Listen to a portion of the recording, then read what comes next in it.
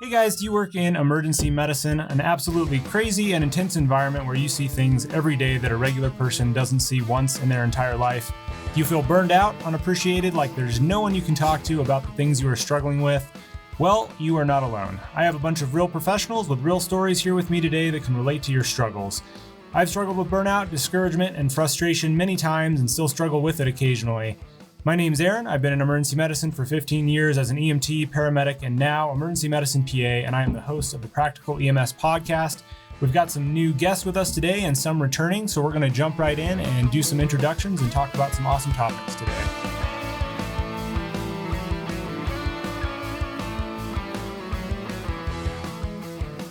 How long did it take you guys to develop any kind of confidence? Oh, I have a story for that. Go ahead. No, you go ahead. That was the question. That was the whole thing. Oh, shit. Yeah. So this was like a year with being with Big. I just got most of my, all of my BLS meds done, memorized pharmacology, how they work, blah, blah. So he started showing me ALS stuff.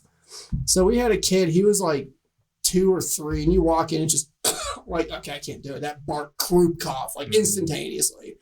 So I'm sitting there, I just started running ALS meds, racemic epi. So, the fire medic was doing the stuff and he started then it kind of got quiet. So I was like, what do you guys think of racemic epi? We can fix this. It's my knowledge anyway. Immediately shut down. He's literally in front of the family. He's like, that's stupid. That's only for epiglottitis. My whole body sunk. I felt like shit. I walked right out of the house. I legit almost started crying because I was trying to work on my confidence. Big comes out, puts me literally just gets me on the shoulder, flips me. I thought he was going to kiss me. He was holding me like this, just looking into my eyes. I was like, Daddy, what's happening right now?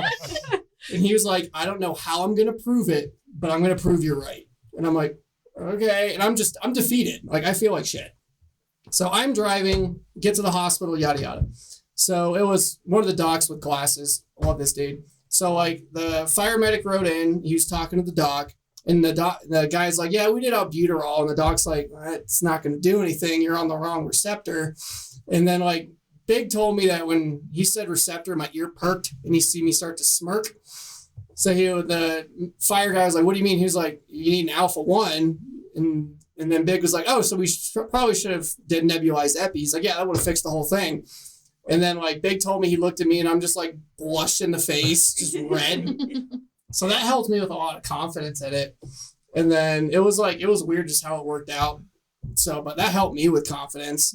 It was funny. And then after the whole call, the fire medic came up. He's like, I thought we want to use that for epiglottitis. And I'm like, no, you can use it for croup as well. It's an alpha-1. That's the one that we're fighting. I didn't get an apology, but whatever. It was more of I felt nice about myself for once. So yeah, that was that story. And then from there on, it helped with a lot more confidence with making a decision or just doing treatments or hey, dude, this is what's going on. How about we do this, this, and this? And this is the reason. Cool. So that's what helped me out. Yeah. Yeah. For me, it took, call after call after call. I had to see the same kind of problem over and over again. I think before I was really all right, I know what to do in this situation. I've seen this a handful of times before, but I feel like a lot of paramedic and EMT students come out of school being like, when am I supposed to feel ready to do this? You're not. You're going to have to actually try and do it for a while. I definitely feel like there's still sometimes, I've been a medic for 6 years where I'm like, oh, wait a minute, whether or not it's the same thing, just packaged differently or, something like that. There's still these calls every now and then that you're just like, okay, I've been doing this for a bit and I've had a lot of hours in, my first year and a half, 2 years, I put in so many hours with COVID and everything. I don't even know how many hours. I think I total of out of the 2 years, 70 days off between the 2 years, so I was just working and working and working and working. So then I saw everything, and for me, it was just okay, I feel pretty confident after my first year and a half. I think one thing is that maybe not recognizing the confidence in me, but then when others recognize it, definitely when, you get that doc that's like, good job. You did good. You did good, kid. I did what? I did what? Or they look and they're like, if he says something's going on, you should probably, look into that first. And you're like, oh, wait a minute, hold on, I had one doc just tell me, she was like, how'd you know they were a hyper K? Like, how'd you know their potassium was high? And I was like, I saw it on the EKG. And she was like, what? And I was like, yeah, they're probably at like a 7.5 or something like that. And not long before we left, she came on up and was like, hey, just to let you know, they were like pretty close. They're like a 7.6. She was like, how'd you do that? And I was like, my confidence was like, oh, okay. Yeah. Like, and now I actually know what I'm talking about here, And she was like, sometimes I forget, like, you guys just do all of these things. And so having that acknowledgement, I think, for other people kind of helps me feel more confident as a provider. Yeah. Because you definitely, I wouldn't say I second guess myself a lot, but it's definitely one of those things where I know I'm doing the right thing, but when you hear it from somebody else, like, you did a good job. Yeah. I'm like, oh. It feels nice. It does. Yeah. I think, all right, you can go ahead. I think getting over like that imposter syndrome, because you have to take the class and then you take the test, then you pass the test, or you pass the medic or EMT and our EMT, and you're like, all right, well, I did it. And then without the experience, you have all of it up here, but implementing it was where I felt so lost, because no one looks the exact same, or like you said, it's packaged differently, like all sorts of your one COPD patient might not look like the next one, or this respiratory failure, or like someone walking down with a systolic of 70, and you're like, that's not real. It was so hard for me to really be sure of what's going on, but that kudos from someone who has been doing it a while. I'm like, hey, that's exactly what I would have done. I'm like, awesome, you and I like this, and we're good. And that I need that, or I am constantly ebbing and flowing with, oh, this is what I like to do, or this is not what I was made to do. And also overcoming that and reminding myself, I passed all I did it by myself. I taught myself, or I didn't teach myself this, but I learned how to do this. I know how to do it. It's just going to take the practice, and then understanding that none of us came out of the womb knowing how to do it, and you're going to fall on your face sometimes. And having good educators or good partners there that are like, hey, yeah, I've made that same exact mistake before. It's like, okay, well then I'm on the path that I'm supposed to be on. I'm learning the way I'm supposed to be learning has helped a lot. But then there's days where I'm like, I don't know why they let me do this. I have absolutely no idea why they let me do this. I thought that a lot as a paramedic. Yes. I definitely feel like it took me a little bit longer as a medic to kind of get that feeling of confidence versus being an EMT.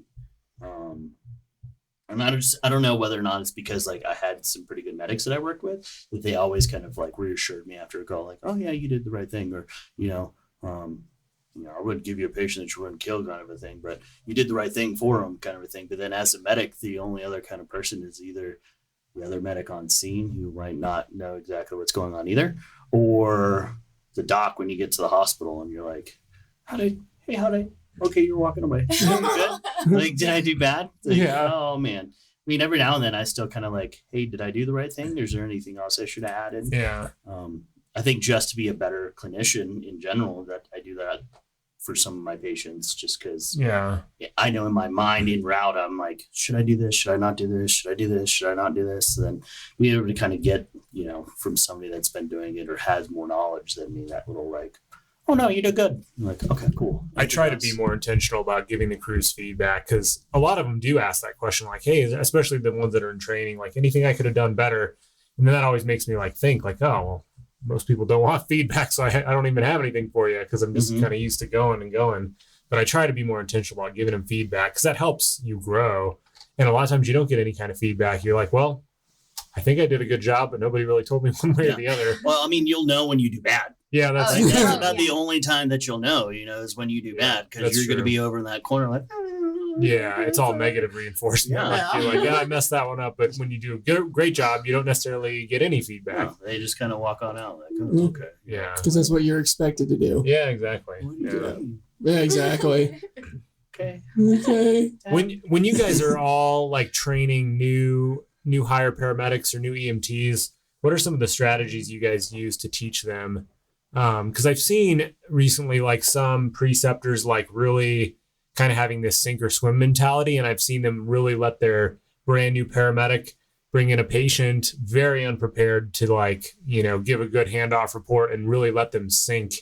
And I'm like, do you guys let your new people do that, or do you hold their hand a little more when they're struggling? Do you let them fail to that point where it actually affects patient care? I think the sink or swim kind of mentality for me kind of gets Like when I have exhausted everything, like I need you to go in front of them. Like I have helped and helped and helped and helped, but you're still not getting it. That I need you to be the one that's presenting your crap medicine to these people so they know that it's not me and my inability to teach, but it's your inability to either better yourself.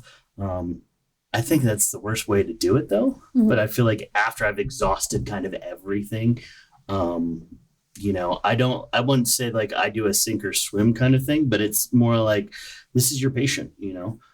In the beginning, I want you to be able to verbalize what you're doing just so I can kind of hear your thought process. And my thing too is like, if you can explain your thought process and it sounds good to me, okay, like that's it. Like you do what you have to do. But I always tell them like, I'm never going to let you, I'm going to make you think and I'm going to stretch you to figure it out but I'm never going to allow you to hurt somebody. Like that is my bottom goal here is like, that is my goal is that we're going to make our patient livable to the hospital. Like, you know, they're going to be alive all the way to the hospital. I'm going to make sure that you're not going to do anything to affect that. But all the way up until that point, I'm going to let you have to think like because that is a lot of I think paramedicine and something that I've learned in general is just the confidence that you have to build as a brand new paramedic and just as a paramedic in general of being able to be like confident to be like, this is a skill I need to do, or this is something I need to do and just doing it. I mean, so many people are so afraid of doing certain treatments. Like, I don't want to shock the 70-year-old lady laying on the ground, but you know what? Sorry, man, this is going to hurt. Yeah. You know? And I always tell people, like, if you don't do it, somebody else is going to step in and do it for you. So then you're going to miss out on something, you know, like I haven't done this or I haven't done that in a while, but you know, is it because I haven't had it or is it because you allowed somebody else to step in and do it for you type of stuff. So I definitely do a lot of that. I like it when I have to kind of think. So then when people are like, what do you think about this? I'm like, I don't know. What do you think about this? And they're like, what? And I'm like, what do you think about this? You know, or should we do it in episode? I don't know. You want to do it? And they're like, I'm asking you. And I'm like, afterwards, I'm like, but if it's something like I don't think needs to be done, I'm going to be like, no, probably shouldn't do that. Right. Let's go a different route. But I want you to think because you're giving somebody something, so it should be within your thought process. You think about it. You have to think about it before just doing.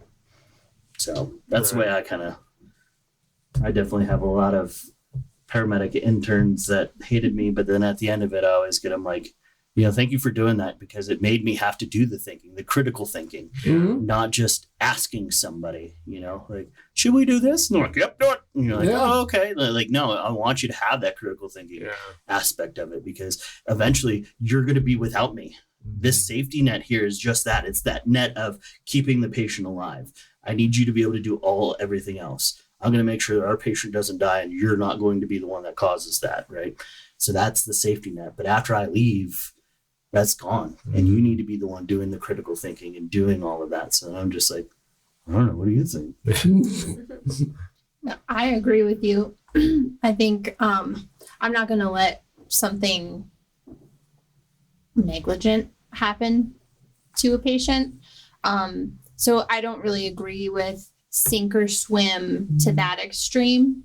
But same, like if you've talked about it, we've had, you know, go read about it, tell me about it, and you're still not getting there, then it's kind of like, okay, we need to get there. How are we going to get there? So you've exhausted all other means kind of thing. But yeah, not to the point where you would be doing a disservice to your patient by allowing things to either happen or not happen. But I feel like that's also, this could be controversial, but I don't think that that's specific to precepting. I think it's also part of, you know, interagency. Oh no, 100%. Running calls with other agencies where multi-agency type of situations where you have differing opinions and I run into that a lot. Run into it in a lot of different areas. Yeah. So, and then like, how far are you going to go to allow that? And what can you do to stop it or to explain why, you know, that treatment plan is not good or why it is good, or offering some other alternatives. So I don't think it's specific to actually precepting new paramedics. I think it's kind of all the time, like just an everyday thing in your job. Yeah. Sadly, I wish it was like that all the time, but depending on where you live, it's one person's way or the highway. Yeah. It's annoying as hell. How do you guys handle that? Like, because I mean, this is something I don't deal with in the ER anymore, which I do not miss from the field, is like, no one questions my orders anymore. I mean, nurses will be like, hey, should we be doing this? And I'll explain to them why. But like, once I put an order in, it just gets done, which is kind of nice on this side of things. And I don't have to fight with another provider about what we're doing for the patient, how we're working them up. It's more of a discussion. And so that adversarial relationship with me and the physicians is not there like it was on the ambulance side, where you have two paramedics butting heads. And I feel like that was so prevalent on the ambulance that I think that's a good topic. Like, how do you guys handle that? I'm very blunt and direct with, like, if you're not going to listen to me and the result of what you're going to do is going to hurt somebody, I turn from paramedic to witness for that patient very quickly. And that for me is like, I'm not going to be a part of this situation and this negligence. Yes, I'm here, but I've added in my 2 cents, and I have no problem telling somebody that. Like, I go from paramedic to witness, and I make a good witness because I am a paramedic. I know just the same amount of information as you do, and I have no problem putting that out there. I know some people might be a little bit more like, well, it's kind of abrasive, but I mean, what are you looking at? A patient's life and the rest of your life and career? Or stating, like, obviously, if I have to state to that point, like, I am very adamant about not doing this. And I've only stated it like once or twice. And 90% of the time, or I'd say 100% of the time, every time I say that, they kind of go, okay, wait a minute. You know, because now you literally have somebody saying, like, I have no problem going legal action against you if you go and do this. Like, if this person, I'll hand them my card, say, this is my name, this is all my info right here. What happened to your family member was the fault of another paramedic. Is this usually a circumstance where like an aggressive treatment is being, like, can you set the context a little more? Like, is it an aggressive treatment that's being debated or not treating, or more or less an aggressive treatment either being debated? Like, you know, something that, you know, like, giving this medication is going to do harm. You know, this is not the proper way to treat this. Those tend to be more of them versus, like, you know, if you don't want to RSI a patient, yeah, well, we can manage this patient's airway another way. Right? No, I think that's a great distinction, because I think that is where it can be a major problem, is where an over aggressive treatment or a medication is being debated that maybe we don't need to do this. Maybe we can wait for the hospital to do it. Because that's where I would run into problems too, is when I was a paramedic, is being a little too aggressive sometimes and potentially having that result in patient harm, versus maybe we can do some BLS stuff with their airway. Maybe we don't need to RSI them 5 minutes from the hospital if we're uncomfortable. Because I think not doing something a lot of times is the right answer, and just doing conservative treatment on the way in rather than maybe doing something that could actually cause harm. Yeah. So I think that's a good distinction to make. And since paramedics now are, I mean, getting prosecuted for stuff, I think putting your foot down if you disagree with something is super important. Well, and that's the thing too, is like, some people, like, in other situations where you could, like, just like in general, as like, you know, me and Richie out somewhere, like, if I don't like the way he's acting, I could walk away. But in this situation, like, I'm there as a provider and not being able to walk myself away from that situation, that I'm forever kind of attached to that situation. Yeah. I think having the ability to put your foot down and making sure, like, you kind of state where you stand on this is definitely hard. I don't know how you feel about kind of stating your position with situations like that, but for me, I've always kind of just been like, you know, this treatment, I feel like, is something that we shouldn't do right now. Let's wait till the hospital, or let's wait till something changes. Right? Maybe it's just not something that's needed right now. And I feel that it could change into a different realm. But if they're not listening, like, you know, I mean, I've even stated it too, you know, with both of my partners. Well, not to my partner, but to the other individuals. And, you know, both my partners agree with me. We're always on the same page before we say something. Like I've run into issues where they're not treating at all, or they're like, or we get there and like a blood pressure's done, but this person has jaw pain and they're pale as shit. And I'm like, well, what does their heart look like? There's no reason to. And then turns out they're having a heart attack. Like it's like under treating, or like one person, this one we had to get interviewed, like without obviously going into details, an RVR patient ran out of their Cardizem. We have Cardizem, and then we got completely shut down. We're not doing that. Why? Well, there's no reason to. She's not symptomatic. Chest pressure, shortness of breath, she's pretty fucking symptomatic. They wrote in with us to make sure we don't do it. And then we had to go up to the upper hospital. The doc was pissed. And then they ended up having to shock her and then go put her into CT because she was in RVR so long. And then, like, you know, the uppers were on their side because, you know, they run everything.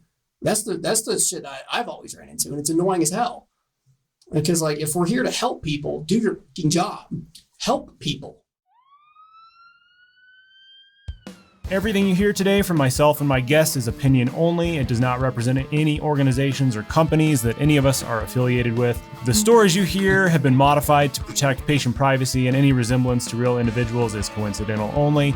This is for educational and entertainment purposes only and should not be taken as medical advice nor used to diagnose any medical or health care conditions. You know? I agree with you.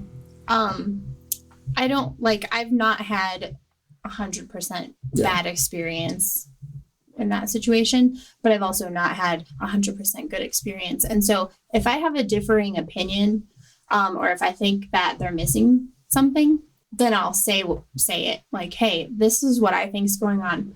Like, what do you think is going on? I think we need to do this treatment. Here's my reasoning. Tell me why you don't agree with me. And the hope is that I can have an explanation that makes sense.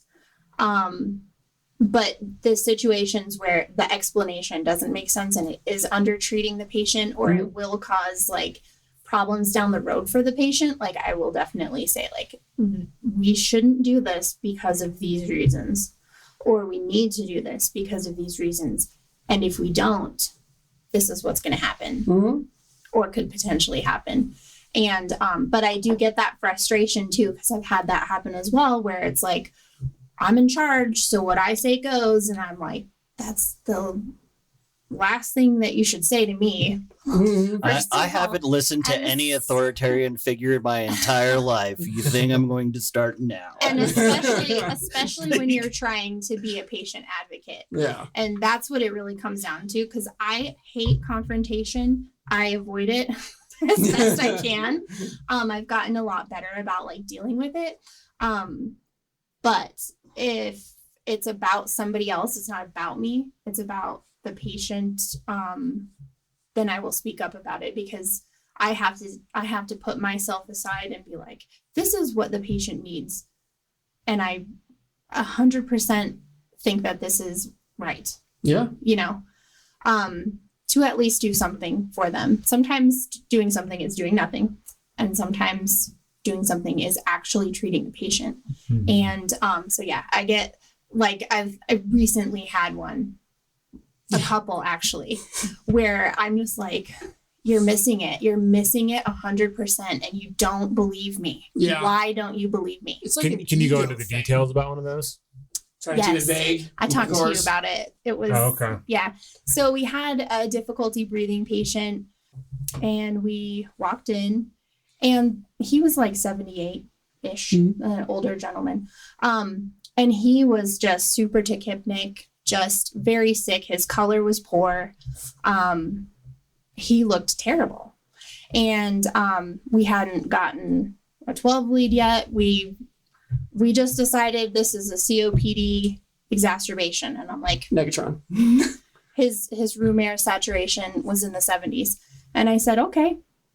He was on a non-rebreather. I was like, can we start a neb? Like, let's treat him.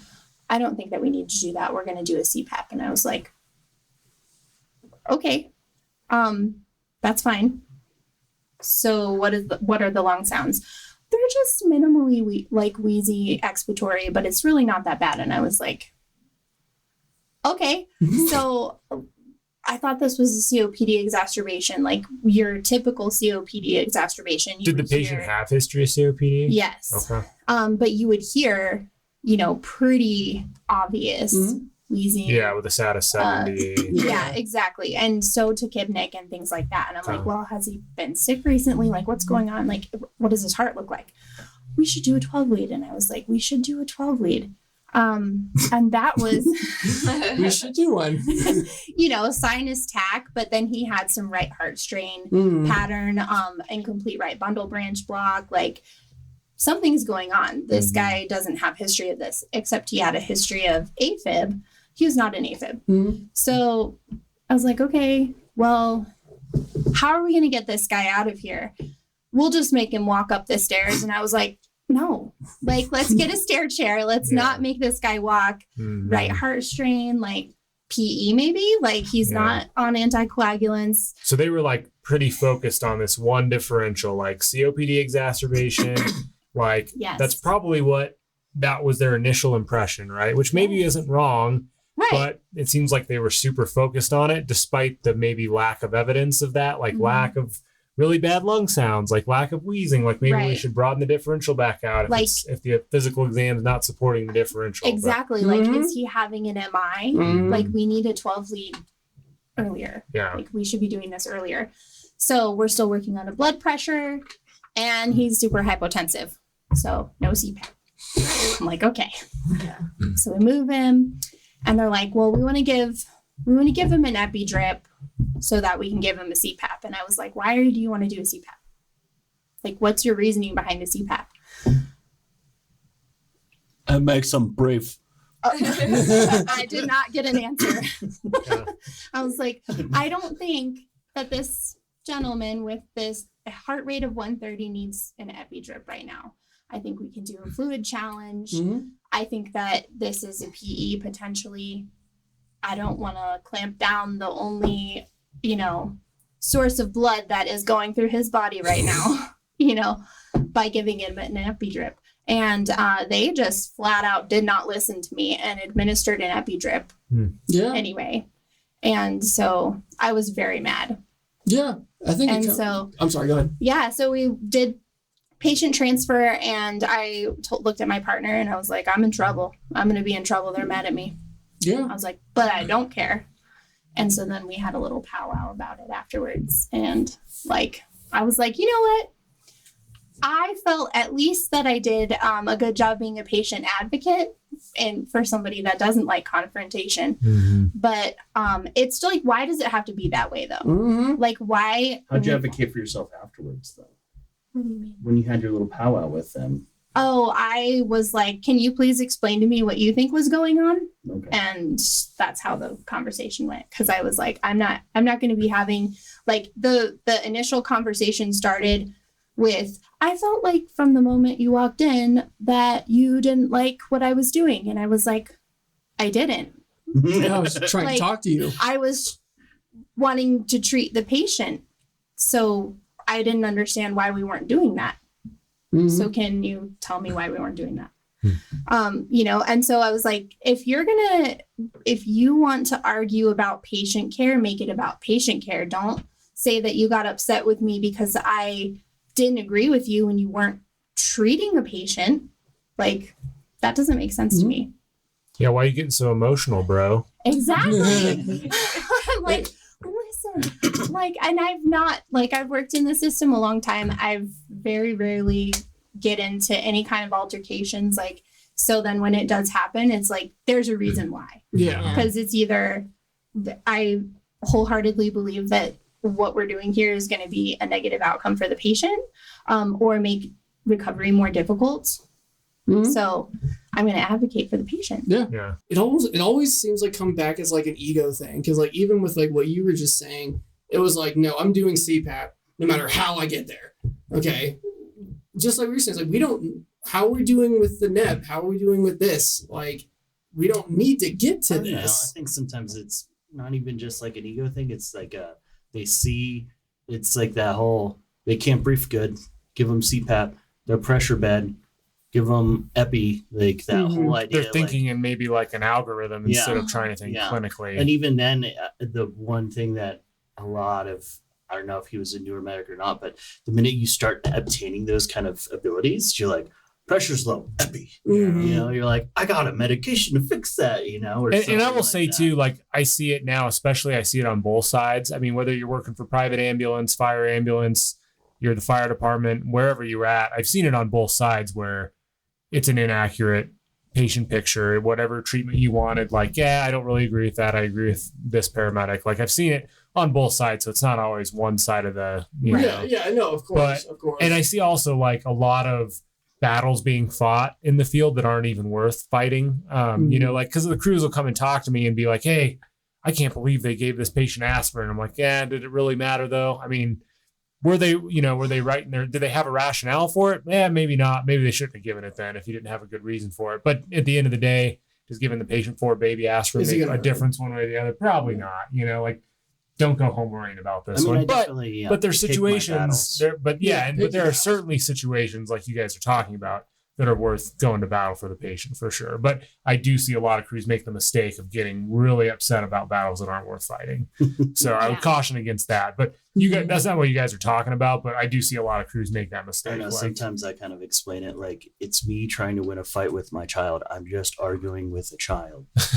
There's no need for me to be the winner here. Mhm. Right. Like- Like we're supposed to be the same team. Like Yeah. I just Yeah. want to be a cohesive team. I Yeah. don't care who I'm working with. I No. just want to work well with someone Yeah. and I want to be able to have a conversation about patient care that makes sense. Mhm. Yeah. And I don't want to be disregarded when I feel like something is inappropriate to the patient. Like I don't know everything. But if you can at least communicate with me and tell me what you're thinking Yeah. and Yeah. why you're thinking that, like I'm all ears. I But want when to listen. when ego gets in the way, that discussion's completely impossible because Right. they're just, oh well, we're just going to do it because I say Yeah. so. Like Right. no, we're just trying to have a rational conversation here. Right. Maybe you've got a great explanation and I'll be on board with it. But Yeah. we need to be Like able I to said, talk about you it. know, if the thought process works Cool. and you can explain it, okay. Like I'm not gonna get Right. mad. Like give me that thought process though. Mhm. Because where are we sitting? Is there a disconnect? Is this the only thing? Like, can we work this out together? But if you hand me out this really intelligent, like, this is why we're going to do it,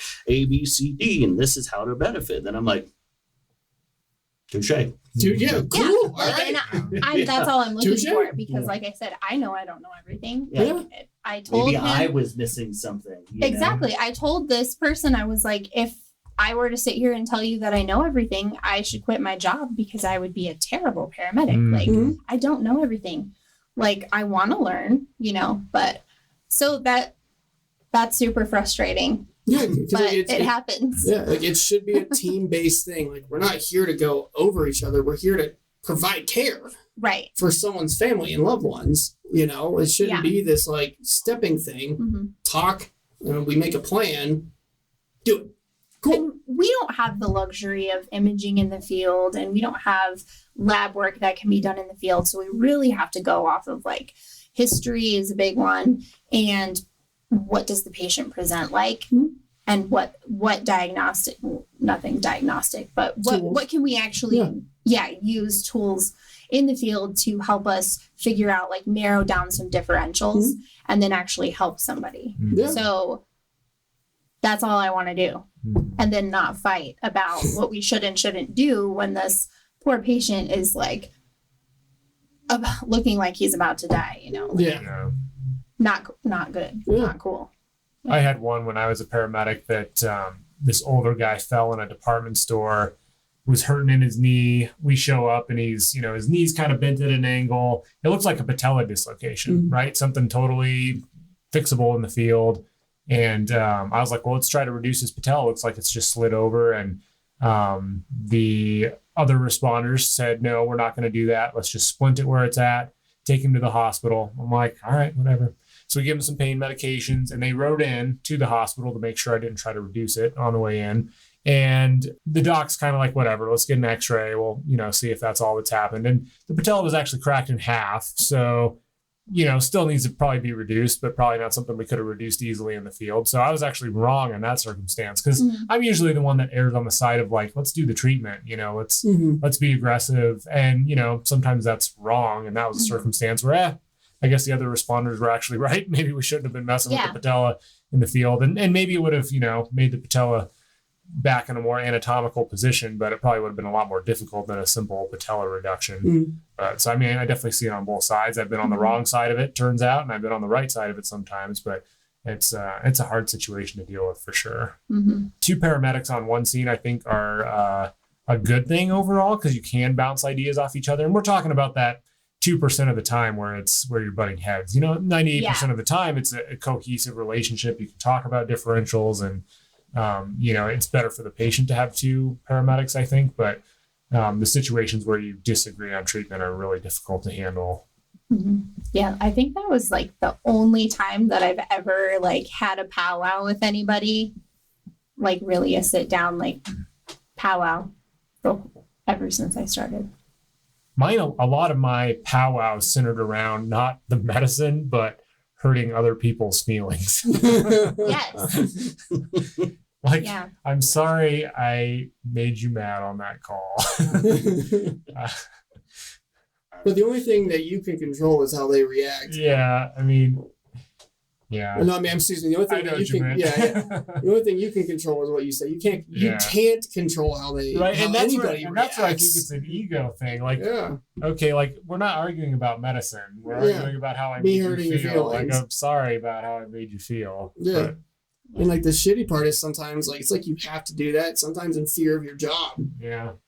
because like some people will go straight to get you in trouble. Yeah, and not that I want to I want to be tactful and have some good communication on scene, but sometimes people's egos are quite sensitive. Yeah. If you guys got any value out of this today, if it resonated with you, encouraged you, the only thing I ask is you subscribe to the show, give a 5-star rating and review, which will help a ton. I don't make any money on the podcast, and it does cost money to do it. So if you want to support the show, go to practicalems.com, join the email list, and subscribe on any podcast player on YouTube as well under Practical EMS. And we will see you guys next time.